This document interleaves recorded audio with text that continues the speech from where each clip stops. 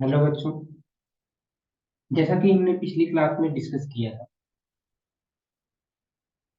Horizontal ओ मतलब कि distribution of temperature क्या होता है, ओशियन वाटर का टेम्परेचर कैसे डिपेंड करता है। ओके, तो अभी तक हमने इतना पढ़ा था कि कुछ फैक्टर्स होते हैं जो टेम्परेचर डिस्ट्रीब्यूशन को क्या करते हैं, अफेक्ट करते हैं। जैसे जिसमें हमने पढ़ लिया लैटिट्यूड के बारे में पढ़ लिया ना, कि लैटिट्यूड में बताया था जो इक्वेटर के पास वाले होंगे वो ज्यादा क्या कहते हैं कि वाटर हीट होंगे एज कम्पेयर टू जो पोल के पास में वाटर होंगे वो कम हीट।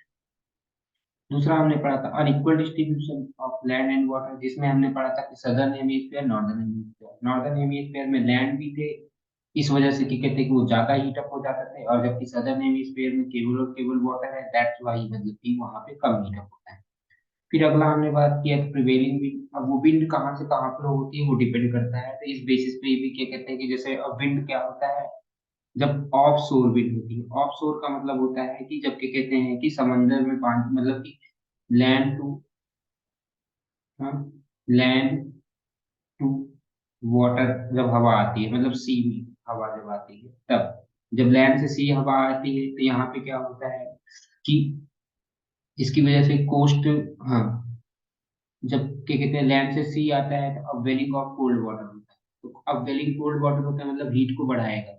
वहीं पे क्या कहते हैं कि जब क्या कहते हैं कि ऑन शोर विंड्स होंगी, ऑन शोर का मतलब होता है कि जब सी टू लैंड जाता है, सी टू लैंड में क्या होता है टेम्परेचर क्या कहते हैं कि कहाँ का, कोस्ट के किनारे का कम, कोस्ट के किनारे का टेम्परेचर ज्यादा होता है। ठीक है, यहाँ पे क्या कहते हैं कि इसमें कोस्ट के किनारे का, ऑफशोर में क्या होता है कोस्ट के किनारे का टेम्परेचर कम होता है, कोस्ट के किनारे का टेम्परेचर क्या होता है कम होता है। कोस्ट मतलब समंदर के किनारे, और वहीं पे ऑन शोर में क्या होता है कोस्ट के किनारे का टेम्परेचर ज्यादा होता है, कोस्ट के किनारे का टेम्परेचर क्या होता है ज्यादा होता है। ठीक है, तो ये सारी बातें हमने पढ़ लेता।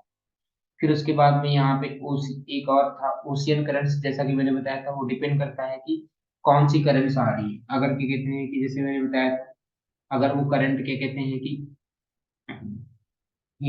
वेव मतलब कौन सा करंट है, एक होता है वार्म करंट होता है, वार्म ओशियन करंट होगा तो जहां पर भी जाएगा वो वार्म वहां पे टेम्परेचर बढ़ा देगा। और एक होता है कोल्ड ओशियन करंट होता है, जहां पे वो जाएगी तो उसकी वजह से टेम्परेचर क्या हो जाएगा कम हो जाएगा। ठीक है, यहाँ तक तो हमने समझ लिया, ये सारी बातें हमने पढ़ सकती।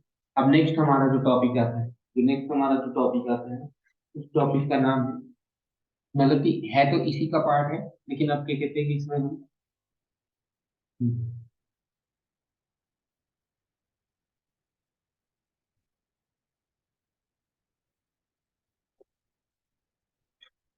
Horizontal and vertical distribution of temperature, horizontal and vertical distribution of temperature. इसमें देखते हैं क्या कि the temperature depth profile, the temperature depth profile for ocean water shows how the temperature decreases with increasing depth. कैसे कि कहते हैं कि डेप्थ बढ़ने के साथ साथ में, डेप्थ बढ़ने के साथ साथ में टेम्परेचर कैसे बढ़ता है। हाँ ठीक है, temperature depth profile for ocean water shows that how the water decreases, मतलब कि जैसे जैसे डेप्थ आपका बढ़ता जाता है टेम्परेचर वैसे वैसे क्या होता जाता है कम होता जाता है, जैसे जैसे टेम्परेचर, हाँ, डेप्थ बढ़ता जाएगा वैसे वैसे टेम्परेचर क्या होता जाता है कम होता जाता है। The profile shows a boundary region between surface water and the oceans and deep layer. तो एक प्रकार से क्या होता है कि सरफेस वाटर ये सबसे ऊपर है, इसके ऊपर सरफेस वाटर, और क्या कहते हैं कि जो डीप लेयर्स है इन सब के बीच में क्या होगा कि एक प्रकार से क्या बता रहा है कि ये बाउंड्री दिखाएगा कि कहाँ से कहाँ तक। The boundary usually begins at 100 to 400 metre, मतलब कि यहाँ पे जब ऐसे नीचे की ओर आते रहोगे यहाँ पे समझिए, यहाँ पे समझिएगा, जैसे मेरे कहने का मतलब ये है कि आप समझ लो कि ये पानी इसके अंदर भरा है, हाँ? पानी ऐसे इसके अंदर भरा हुआ है।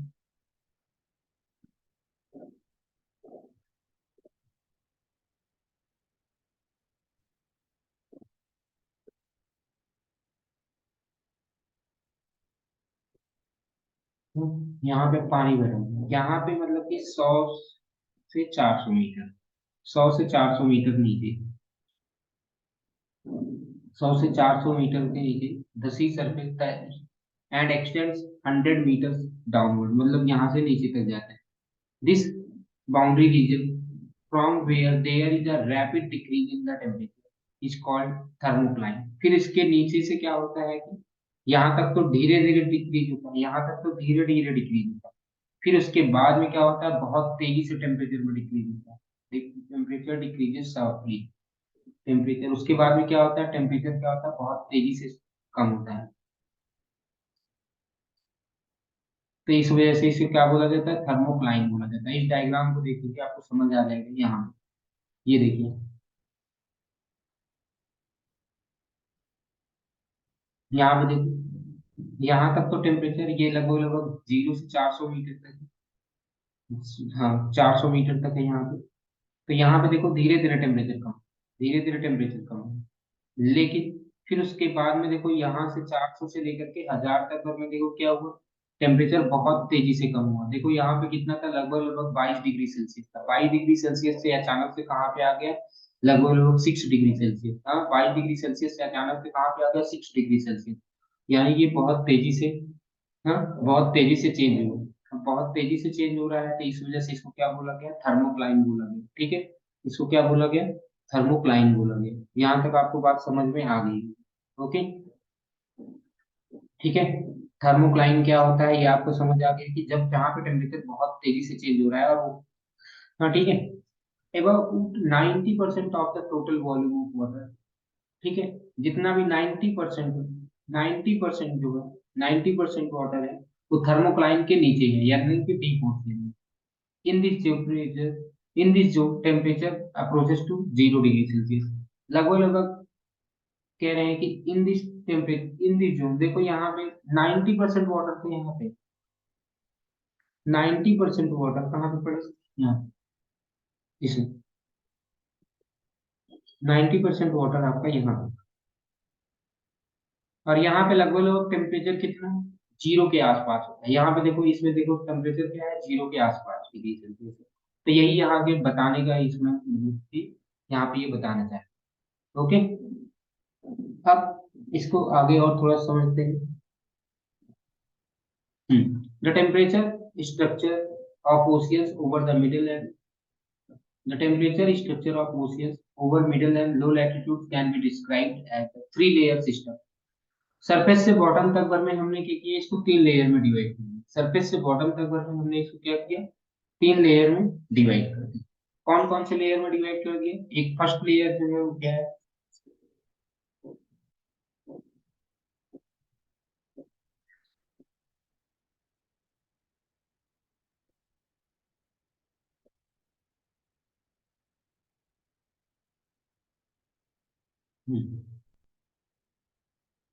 First layer represent the top layer of the warm ocean water. देखो, जो फर्स्ट लेयर है वो टॉप लेयर है, मतलब जो ऊपर का है वार्म ओशियन।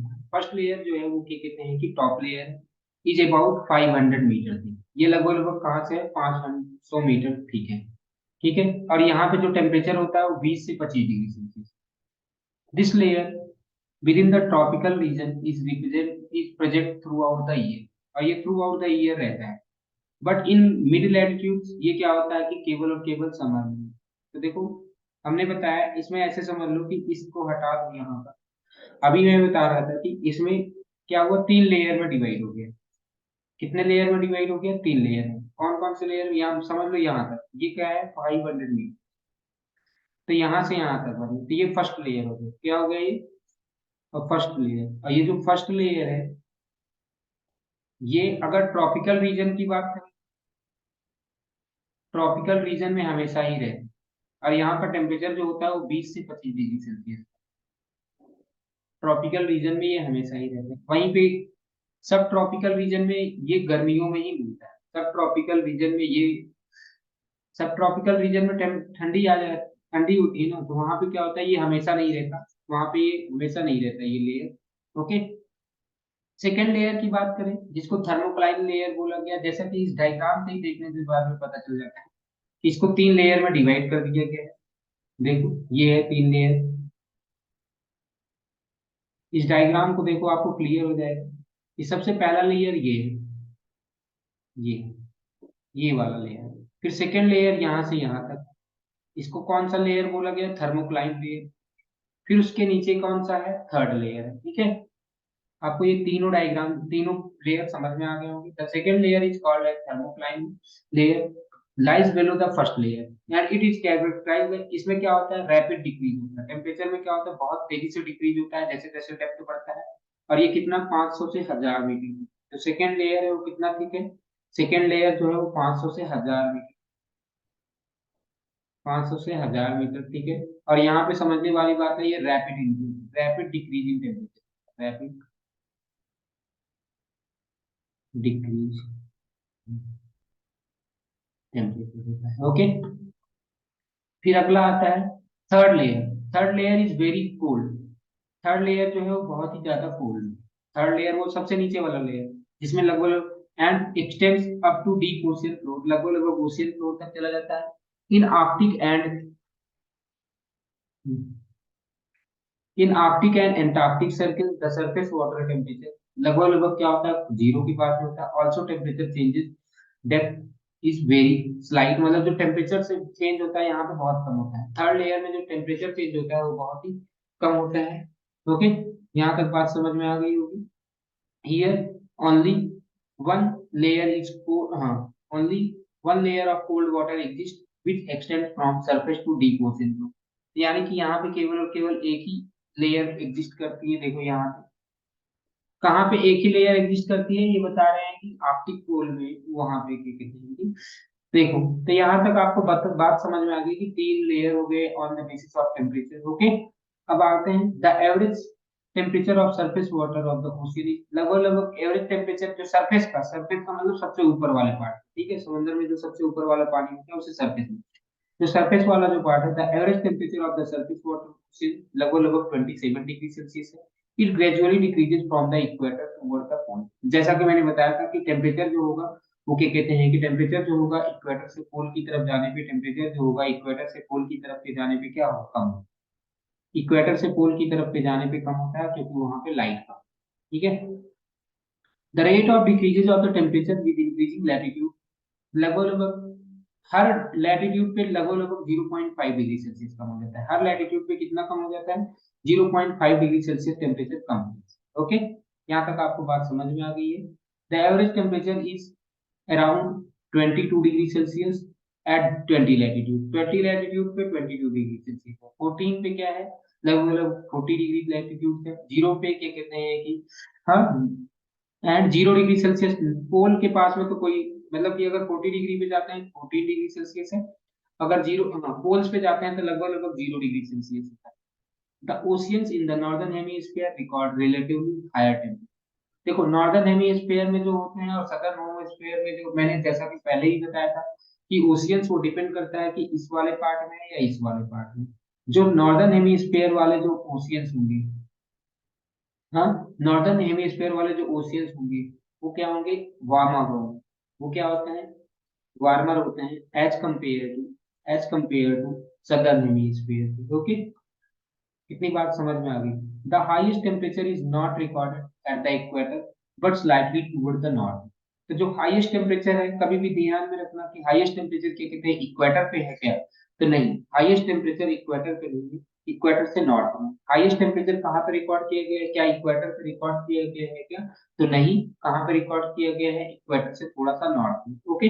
यहाँ तक आपको बात समझ में आ गई होगी। The average annual temperature of the northern and southern hemisphere 19 degree Celsius है। नॉर्दर्न हेमिस्फीयर का जो एवरेज टेम्परेचर है 19 डिग्री सेल्सियस है, और वहीं पे क्या कहते हैं कि सदर्न हेमिस्फीयर का जो टेम्परेचर है वो क्या कहते हैं कि 16 degree Celsius. This variation is due to the unequal distribution of the land and water. अच्छा, ये 19 और ये 16 डिग्री सेल्सियस किसकी वजह से बताता है, जैसा कि मैंने पहले ही बताया था कि नॉर्दर्न हेमिस्फीयर में टेम्परेचर ज्यादा होगा और सदर्न हेमिस्फीयर में कम होगा। उसका मेन रीजन केवल और केवल क्या है कि, उसका मेन रीजन केवल और केवल ये है कि टेम्परेचर तो लैंड और क्या कहते हैं कि वाटर का डिस्ट्रीब्यूशन। अब आगे देखते हैं कि 13.4, फिगर नंबर 13.4 देखते हैं।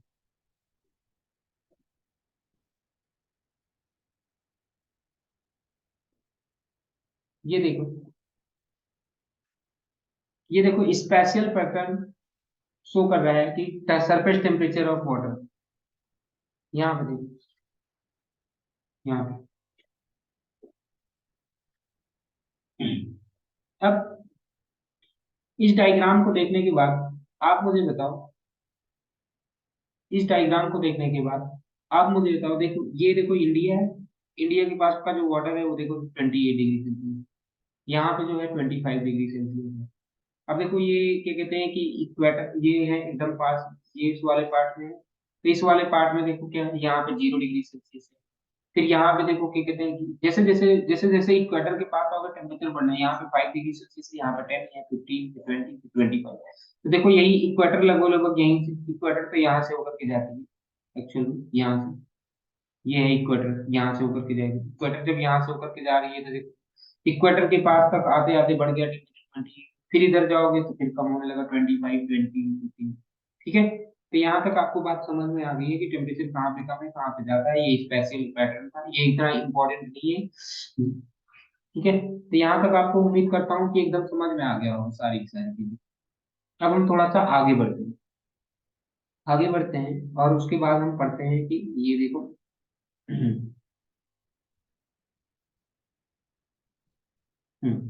जब हम बात कर लेते हैं टेम्परेचर की, टेम्परेचर के साथ साथ में क्या आता है, it is well known that the fact that maximum temperature of the oceans is always at their surface. अच्छा, मैक्सिमम टेम्परेचर क्या होता है, वो सरफेस पे ही होता है, they directly receive the heat from the sun and heat is transmitted to the lower section of the. ये मत समझिएगा कि कभी मैक्सिमम टेम्परेचर अंदर हो सकता है, नहीं, मैक्सिमम टेम्परेचर जो होता है वो सरफेस पे ही होता है, क्योंकि सरफेस पे ही तो हीट आती है, सन आता है। ठीक है, through the process of the convection. अच्छा, ये जो हीट का जो ट्रांसफर होता है वन लेयर से दूसरे लेयर में, उसके थ्रू होता है, कन्वेक्शन के थ्रू होता है। किसके थ्रू होता है, कन्वेक्शन के थ्रू होता है। It results into the decrease of the temperature with increasing depth. इसकी वजह से जैसे जैसे हम अंदर जाते जाते हैं हीट क्या होता है, जाता है, कम होता है। But the rate of decrease is not uniform. तो क्या हर जगह पे rate of decrease of temperature same है? हाँ, सब जगह पे rate of heat of temperature, rate of decrease की मतलब क्या सेम है?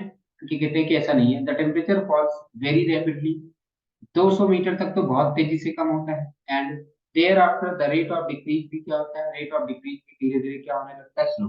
Rate of decrease of temperature भी क्या होने लगता है, स्लो होने लगता है। तो देखो यहाँ पर तक तो हमने बात कर लिया टेम्परेचर की, कहते हैं, हमने अभी तक जो बात किया उसका नाम है टेम्परेचर की। हाँ, टेम्परेचर की बात की है, तो टेम्परेचर ऑफ वाटर। अभी अगला आता है सैलिनिटी। सैलिनिटी का मतलब होता है सॉल्ट, कितना सॉल्ट है वाटर में। ठीक है, सैलिनिटी का मतलब होता है कितना सॉल्ट है वाटर में। ओके, और ये इसका लास्ट टॉपिक है, इस चैप्टर का लास्ट टॉपिक क्या है कि सैलिनिटी कितना है। ऑल वाटर्स इन नेचर, हाँ, ऑल वाटर्स इन नेचर, चाहे वो रेन वाटर हो चाहे वो ओशियन वाटर हो, उसमें कुछ ना कुछ डिजॉल्व होते हैं, मिनरल सॉल्ट डिजॉल्व होते हैं।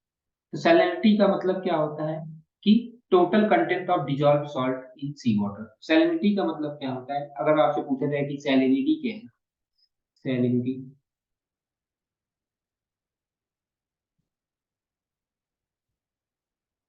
तो सैलिनिटी का मतलब क्या होता है, टोटल कंटेंट ऑफ सॉल्ट, हाँ, total content of salt dissolve in water.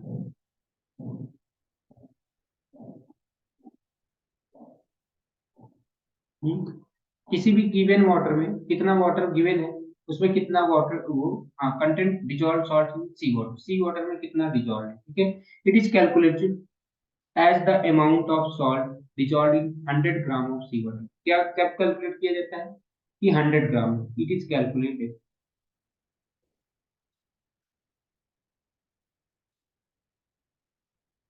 The amount of, as the amount of salt dissolved in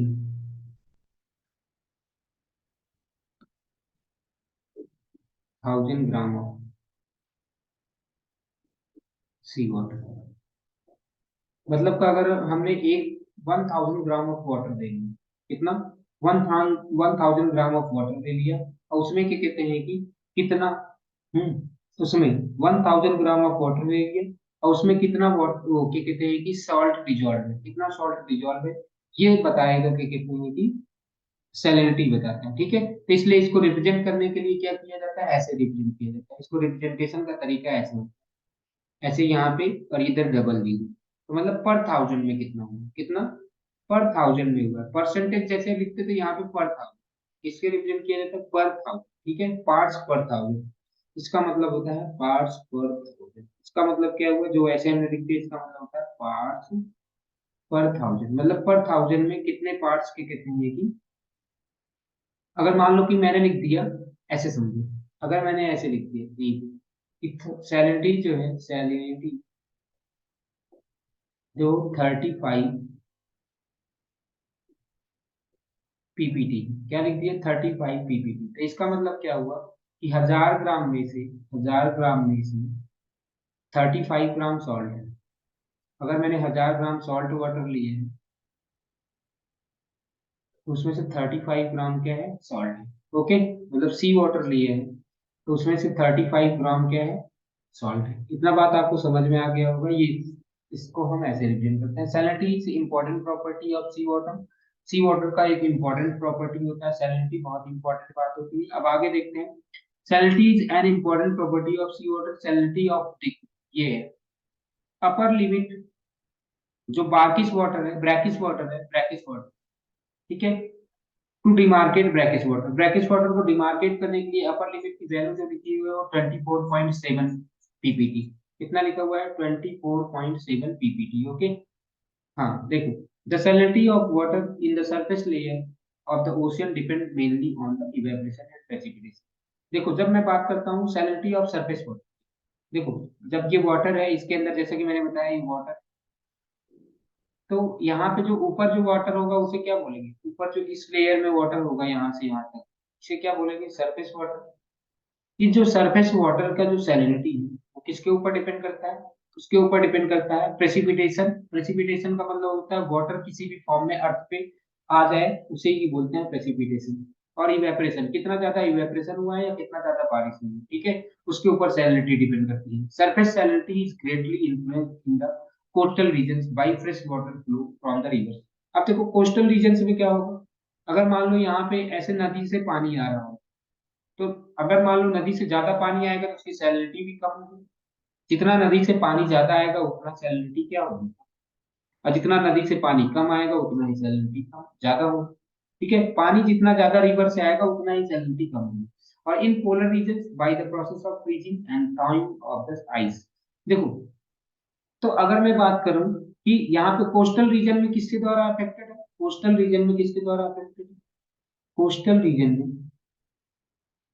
coastal region में इस बात से डिपेंड करता है कि सैलिनिटी कितनी होगी कि रिवर वाटर कितना आ रहा है, रिवर वाटर कितना है। और वहीं पे पोलर रीजन में बात करूं, पोलर रीजन में इस बात पे सैलिनिटी डिपेंड करता है कि कितना क्या कहते हैं कि आइस बना है, या कितना थाविंग, थाविंग का मतलब होता है कितना हीट के कारण क्या कहते हैं कि गल गया पानी, मतलब कि पानी वाटर में कन्वर्ट हुआ, आइस वाटर में कन्वर्ट हुआ, आइस वाटर में कितना कन्वर्ट हुआ, वो डिपेंड करता है, इस बात पे डिपेंड करता है कि वहां पे सैलिनिटी कितना ज्यादा हो। Okay, wind also influences the salinity of the an area. तो विंड भी क्या होता है कि सैलिनिटी को कौन डिपेंड कर, सैलिनिटी किस बात पे डिपेंड करती है, विंड के ऊपर भी डिपेंड करती है, ठीक है, इस बात पे डिपेंड करता है। अगला, the ocean currents contribute to the salinity variation.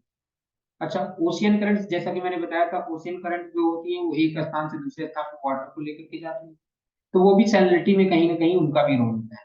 Salinity, temperature and density of water और इंटर रिलेटेड। अब देखो, सैलिनिटी, टेम्परेचर और डेंसिटी, ये तीनों ही आपस में रिलेटेड है। कौन से, सैलिनिटी, टेम्परेचर और डेंसिटी, ये तीनों ही चीजें आपस में रिलेटेड है, ये ध्यान रखो, ये तीनों ही आपस में क्या है, इंटर रिलेटेड। अगर हमें एक के बारे में पता होगा तो बाकियों के बारे में पता चल जाएगा। ये तीनों ही आपस में इंटर रिलेटेड है। Okay, hence any change in the temperature, अगर टेम्परेचर में चेंज करेंगे या डेंसिटी में चेंज करेंगे तो सैलिनिटी में अपने आप चेंज हो जाएगा। टेम्परेचर में चेंज करेंगे तो, ठीक है, अब आगे देखते हैं, highest salinity in water bodies. देखो लेक वैन, टर्की में है, टर्की में लेक वैन है जिसकी सैलिनिटी है 330 पीपीटी। डेड सी की जो, डेड सी जो है उसकी जो पीपीटी, वो कितना सैलिनिटी है, 238 पीपीटी, उसकी 238 पीपीटी है। ग्रेट सॉल्ट लेक, इसकी जो है कितना है, ग्रेट सॉल्ट लेक का है 220 पीपीटी। तो ये हमें पता होना चाहिए कि कितनी सैलिनिटी कहाँ पे है। अब देखो जैसे हमने टेम्परेचर का डिस्ट्रीब्यूशन पढ़ा था, वैसे ही सैलिनिटी का भी डिस्ट्रीब्यूशन है। अब सैलिनिटी का भी हॉरिजॉन्टल डिस्ट्रीब्यूशन होगा और वर्टिकल डिस्ट्रीब्यूशन होगा। हॉरिजॉन्टल डिस्ट्रीब्यूशन देखते हैं। The salinity of normal open sea ranges, देखो ओपन ओपन सी का कहाँ से कहाँ तक है, 37 से लेकर के 33 से लेकर के 37 पीपीडी तक। सैलिनिटी कितना है, 33 से लेकर के 37 पीपीडी तक। In the landlocked Red Sea, Red Sea याद करो तो मैंने इस डायग्राम में दिखाया था आपको, रेड सी यहाँ पे ये है रेड सी, ठीक है, ये है रेड सी। आपको ये मैं फिर से दिखा देना चाहता हूँ जूम करके,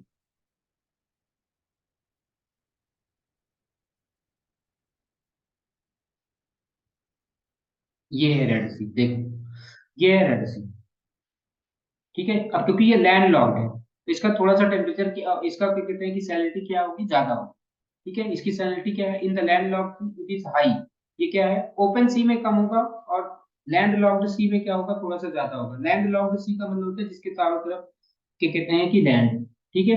while the estuaries and the Arctic and the salinity क्या होता है कि उसका 0 से 35 तक होता है, सीजनली वो डिपेंड करता है। In hot and dry regions where the evaporation is high, जहां इवेपोरेशन ज्यादा होगा वहां पे सैलिनिटी ज्यादा होगी। इवेपोरेशन देखो, अगर इवेपोरेशन ज्यादा होगा, सीधे मैं बता दे रहा हूँ सीधे, क्या, इवेपोरेशन अगर ज्यादा है, इवेपोरेशन ज्यादा है,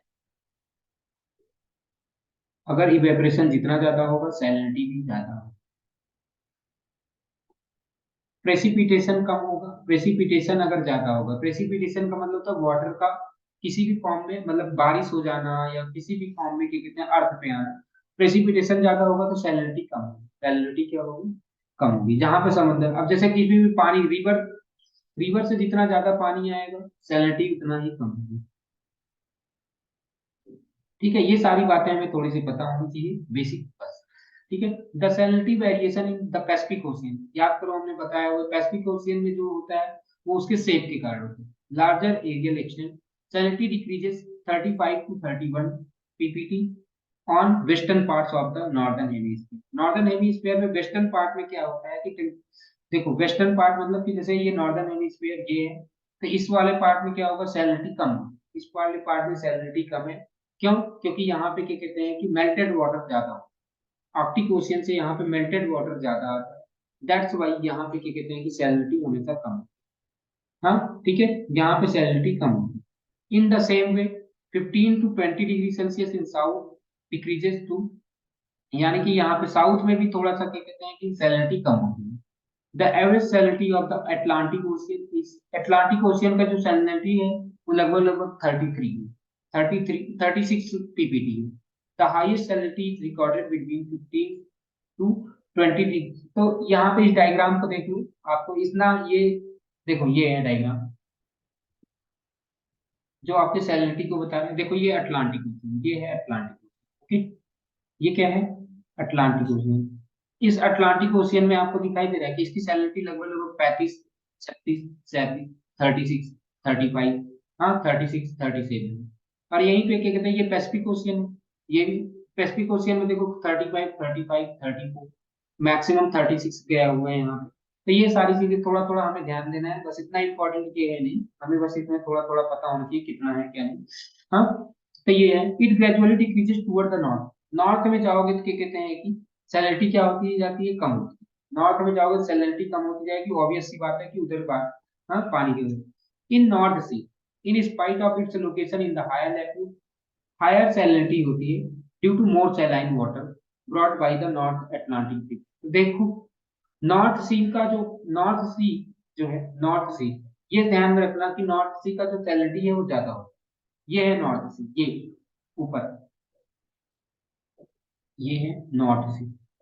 नॉर्थ सी जो यानी कि यहाँ पे इस वाले रीजन में कह रहे हैं कि इसका जो सैलिनिटी होती है वो ज्यादा होती है। नॉर्थ सी की सैलिनिटी क्या होती है, ज्यादा होती है। उसका ज्यादा होने का कारण क्या है, उसका ज्यादा होने का कह रहे हैं in the North Sea, in spite of its location in the higher latitudes record higher salinity due to more saline water, क्योंकि यहाँ पे ज्यादा saline water brought by North Atlantic wind, ठीक है। Baltic Sea records low salinity due to influx of river water in large quantity. अब यहाँ पे देखो ये बाल्टिक सी है, कहाँ पे बाल्टिक सी है, अब मैं आपको दिखाता हूँ, ये है बाल्टिक सी,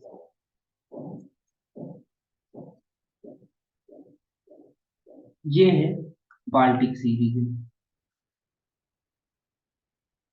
ये, ठीक है। अब क्योंकि यहाँ पे चारों तरफ से रिवर आती है, इधर भी इधर भी इधर भी इधर भी, तो इसकी सैलिनिटी क्या है, कम। जो बाल्टिक सी है, इसकी सैलिनिटी क्या है, कम। ठीक है, उसका कम होने का मेन रीजन क्या है, क्योंकि यहाँ पे रिवर के पानी चारों तरफ से आते रहते हैं। पेपर में पूछा जाता है कि बाल्टिक सी में क्या कहते हैं कि लो सैलिनिटी क्यों है, क्योंकि भाई यहाँ पे चारों तरफ से वाटर आता रहता है। ठीक है, the Mediterranean Sea records higher salinity, क्योंकि यहाँ पे इवेपोरेशन ज्यादा हो। अब ये कहाँ है, ये है मेडिटेरेनियन सी, ये मेडिटेरेनियन सी, कहते हैं कि इसका टेम्परेचर ज्यादा, इसका सैलिनिटी ज्यादा, मेडिटेरेनियन सी का सैलिनिटी ज्यादा थी। तो इसका ज्यादा इसलिए है सैलिनिटी, इसका ज्यादा इसलिए है सैलिनिटी, क्योंकि यहाँ पे इवेपोरेशन ज्यादा होता है, जितना ज्यादा इवेपोरेशन होगा उतनी ज्यादा सैलिनिटी होगी। और salinity is however very low in Black Sea due to enormous fresh water influx by the, अब ये है ब्लैक सी। देखो ब्लैक सी कहाँ पे है, ये है, ये है ब्लैक। जैसे अभी ये देखना, इसमें ध्यान रखना, ये वाला जो ये जो बना हुआ है, ये क्या है, ये मेडिटेरेनियन सी है, ये है ब्लैक सी। और ये जो ब्लैक सी है, इस ब्लैक सी का सैलिनिटी क्या है, कम है। उसका भी कम मेन रीजन क्या है, ये है बाल्टिक सी। ठीक है, तो यहाँ पे क्या होता है, यहाँ पे वाटर चारों तरफ से आता रहता है, फ्रेश वाटर आता रहता है नदियों से, तो इस वजह से सैलिनिटी कम है। तो यानी कि आपको बात समझ में आ गई कि जब नदी से कारण पानी आ जाएगा तो उससे सैलिनिटी कम होती है। ठीक है, see the Atlas river joining the Black Sea, ये सारी बातें आ गई। The average salinity of Indian Ocean, Indian Ocean की जो सैलिनिटी है वो 35 पीपीटी है।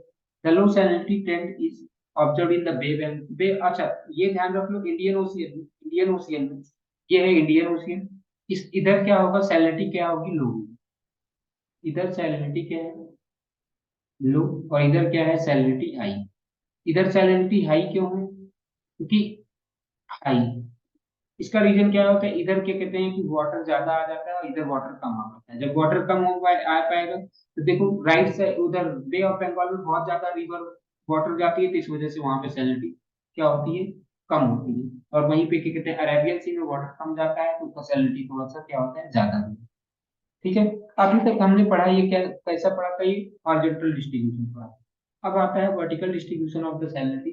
Salinity changes with the depth, depth के साथ में भी सैलिनिटी क्या होती है, चेंज होती है। जैसे जैसे, हाँ, जैसे जैसे आप नीचे जाते जाओगे सैलिनिटी क्या होती जाती है, कम होती जाती है। Change depend upon the location of the salinity of the, हाँ, salinity at the surface increases by the loss of water, हाँ, to ice या evaporation। salinity जो होती है वो सरफेस पे क्या होती है, ज्यादा होती है। हाँ, ठीक है, और यहाँ पे डिक्रीज कब होती है, जब क्या कहते हैं कि इनपुट वाटर वाटर से आते हैं, such as the from the river. Salinity at the depth is very much fixed. अच्छा, सैलिनिटी ऊपर तो चेंज होती रहती है, लेकिन जो डेप्थ में है वो सैलिनिटी चेंज नहीं होती, because there is no way, water loss होने का और वाटर ऐड होने का कोई चांस नहीं होता। इस वजह से सैलिनिटी ऊपर तो चेंज होती है सरफेस पे, लेकिन क्या कहते हैं नीचे का नहीं चेंज होती। There is marked difference by salinity between the surface zones and deep zones of the ocean. The lower salinity water rest above the higher salinity. देखो, ये ध्यान रख लो कि लो, जैसे एग्जाम यहाँ पे ध्यान रखो, जैसे वाटर है, ये लोअर सैलिनिटी वाटर होगा, लोअर सैलिनिटी, और ये हायर सैलिनिटी। मतलब कि आप डेप्थ में नीचे जाओगे तो सैलिनिटी क्या होती जाती है, सैलिनिटी क्या होती है, ज्यादा होती है। हायर सैलिनिटी, नीचे ज्यादा सैलिनिटी होगी, नीचे ज्यादा, मतलब कि हाँ, लोअर सैलिनिटी क्या होता है, ऊपर होता है, और हायर सैलिनिटी हमेशा नीचे होगी। Salinity generally increases with depth, depth के साथ में ध्यान रख लो, हाँ, डेप्थ के साथ में क्या कहते हैं कि सैलिनिटी बढ़ती जाती है, डेप्थ के साथ में सैलिनिटी बढ़ती जाती है। There is a distinct zone called halocline, जहाँ पे सैलिनिटी बहुत तेजी से चेंज होगी। सैलिनिटी जहाँ पे, जैसे वहां पे थर्मोक्लाइन था, वैसे यहाँ पे हेलोक्लाइन, जहाँ पर सैलिनिटी क्या होगी, बहुत तेजी से चेंज होगी। ओके, अब हाँ, increasing the salinity of water causes density increase. अच्छा, सैलिनिटी बढ़ेगी तो उसके कारण डेंसिटी भी बढ़ती जाती है, तो ये ध्यान रख लो, ऊपर से नीचे जाओगे डेंसिटी भी बढ़ेगी, ऊपर से नीचे जाने पे क्या होता है, डेंसिटी भी इंक्रीज होती है, डेंसिटी भी इंक्रीज होती है ऊपर से नीचे जाने पे। और क्या कहते हैं कि, हाँ, ऊपर से नीचे जाओगे तो क्या होता है, डेंसिटी भी क्या होगी, इंक्रीज होगी, और सैलिनिटी भी इंक्रीज होगी, क्या, सैलिनिटी भी इंक्रीज होगी। ओके, डेंसिटी भी इंक्रीज होगी और सैलिनिटी भी इंक्रीज होगी, लेकिन ये ऊपर से नीचे जाने से। ओके, इस प्रकार से हमारा चैप्टर खत्म हुआ। हम आगे नेक्स्ट वीडियो में बात करेंगे। Okay, thank